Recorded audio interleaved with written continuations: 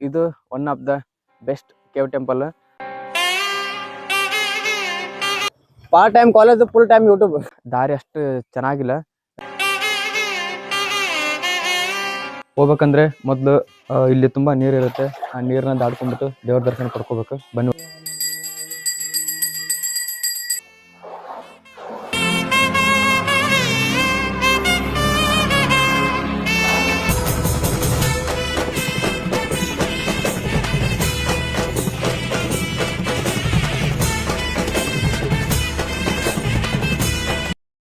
ಶರಣ್ರಿ ಎಲ್ಲರಿಗೂ, ಹೆಂಗದ್ರಿ ಎಲ್ಲರೂ? ನಾವಂತೂ ಆರಾಮದ್ವಿ. ನಾವಿವತ್ತು ಉಡುಪಿ ಜಿಲ್ಲೆಯ ಕುಂದಾಪುರ ತಾಲೂಕಿನಲ್ಲಿರುವ ಈ ಕೆರಡೆಮ್ಮ ಗ್ರಾಮದ ರಿಷಬ್ ಶೆಟ್ಟಿ ಅವರ ಹುಟ್ಟೂರು ಕೇಶವನಾಥೇಶ್ವರ ಅಂತ ಒಂದು ದೇವಸ್ಥಾನ ಬರುತ್ತೆ. ಆ ದೇವಸ್ಥಾನ ಒಳಗಡೆ ಮೀನಿದಾವೆ, ಮತ್ತೆ ದೇವಸ್ಥಾನ ವಿಶೇಷತೆ ಎಲ್ಲಾನು ತೋರಿಸ್ತೀನಿ ಅಂತ ಬನ್ನಿ ಹೋಗೋಣ. ಹೊಸದಾಗಿ ರಸ್ತೆ ಮಾಡ್ತಾ ಇದ್ದಾರೆ. ಈ ದಾರಿಗಳು ಹದಗೆಟ್ಟಿವೆ, ಆದರೆ ಈ ಹದಗೆಟ್ಟ ದಾರಿಯಲ್ಲಿ ನಿಸರ್ಗದ ನಿಜವಾದ ಸೌಂದರ್ಯ ಕಾದಿದೆ. ಎಲ್ಲೋ ಕಾಡಿನ ಆಳದಲ್ಲಿ ಚೆಲ್ಲಾಪಿಲಿ ಹಾಗೂ ಕಾಡು ಪ್ರಾಣಿಗಳನ್ನು ನೋಡುತ್ತಾ ಕೆಂಪಾದ ಮಣ್ಣಿನ ರಸ್ತೆಯಿಂದ ಸಾಗೋ ಈ ಪ್ರಯಾಣ ಒಂದೆಡೆ ರೋಮಾಂಚನ, ಮತ್ತೊಂದೆಡೆ ದಾರಿ ತಪ್ಪುವ ಭಯ.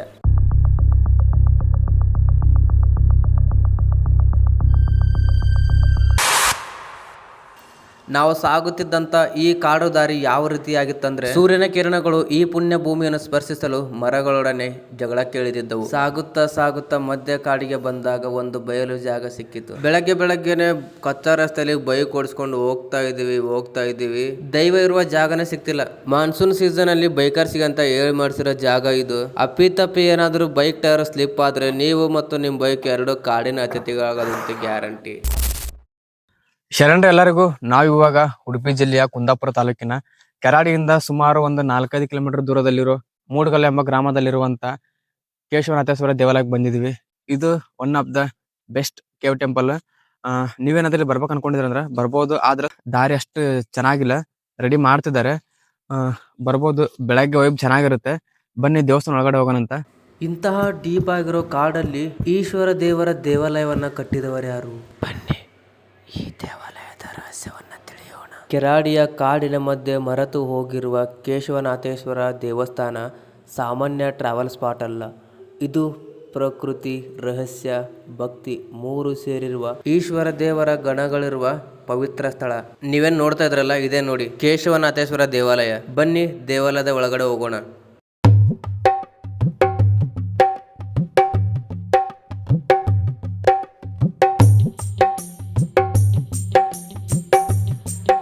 ಶಾಂತಿಯ ಕಿರಣಗಳು ಹರಡಿರುವ ಈ ಪವಿತ್ರ ಸ್ಥಳದಲ್ಲಿ ಈಶ್ವರ ದೇವರ ಗಣಗಳು ನೆಲೆಸಿರೋದು. ಪ್ರತಿ ಹೆಜ್ಜೆ ಹೆಜ್ಜೆಗೂ ಇರುವ ಆಧ್ಯಾತ್ಮಿಕ ಕಂಪನ, ದೈವ ಭಕ್ತಿ, ಮೌನವೇ ಈ ದೇವಾಲಯದ ಕಥೆಯನ್ನು ವಿವರಿಸುತ್ತದೆ. ದೈವ ಮತ್ತು ದೈವತ್ವಗಳು ನೆಲೆಸಿರುವಂತ ಜಾಗ ಇದು. ಬನ್ನಿ, ನಾವಿವಾಗ ಕೇಶವನಾಥೇಶ್ವರ ಸ್ವಾಮಿ ದೇವಾಲಯದ ದರ್ಶನ ಪಡ್ಕೊಳಕ್ ಹೊಂಟಿದೀವಿ.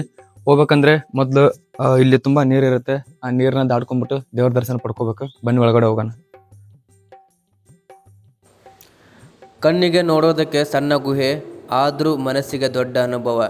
ಈ ಸ್ಥಳದಲ್ಲಿ ದೇವರನ್ನು ನೋಡೋದಕ್ಕಿಂತ ಮೊದಲು ನಿಸರ್ಗವನ್ನೇ ದೇವರೆಂಬಂತೆ ನೋಡಬೇಕು.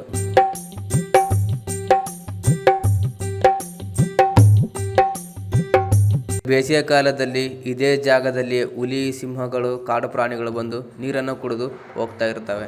ಸಪ್ತ ನದಿಗಳು ಹರಿದು ಬಂದು ನಿರ್ಮಾಣವಾಗಿರುವಂತ ಪವಿತ್ರ ಗಂಗೆ ಇದು. ಅದೇ ಪವಿತ್ರ ಗಂಗೆಯಲ್ಲಿ 70ರಿಂದ 80 ಮೀಟರ್ನಷ್ಟು ದೂರ ನಡೆದಾಗ ಈಶ್ವರನ ದರ್ಶನವನ್ನ ಪಡೆಯಬಹುದು.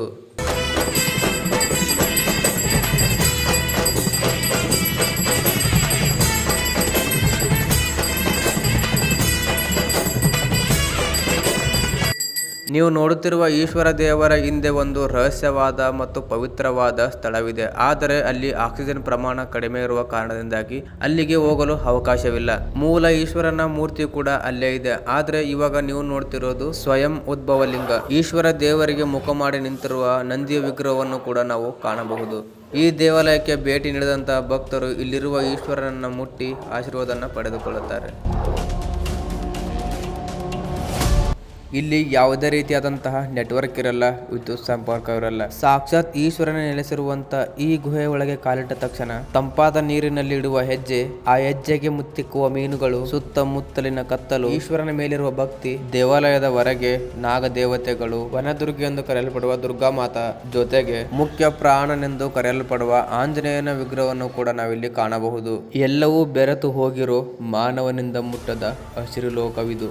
ಈ ಲೋಕಕ್ಕೆ ಬರೋದಕ್ಕಿಂತ ಮುಂಚೆ ನಿಮ್ಮಲ್ಲಿರುವ ಅಹಂಕಾರ, ಪರಿಸರಕ್ಕೆ ಮಾರಕವಾದ ಪ್ಲಾಸ್ಟಿಕ್ ಎರಡನ್ನೂ ಹೊರಗಡೆಯೇ ಬಿಟ್ಟು ಒಳಗಡೆ ಬನ್ನಿ.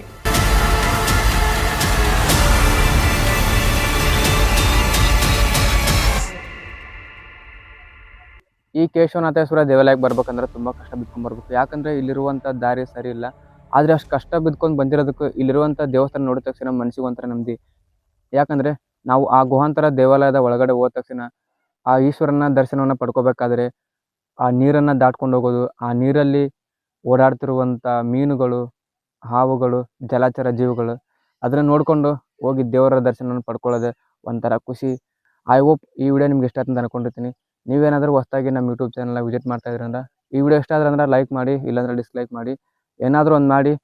ಮುಂದಿನ ಸಿಗ್ತೀರಂತ ಅಲ್ಲಿ ತನಕ ಜೈ ಹಿಂದ್, ಜೈ ಕರ್ನಾಟಕ.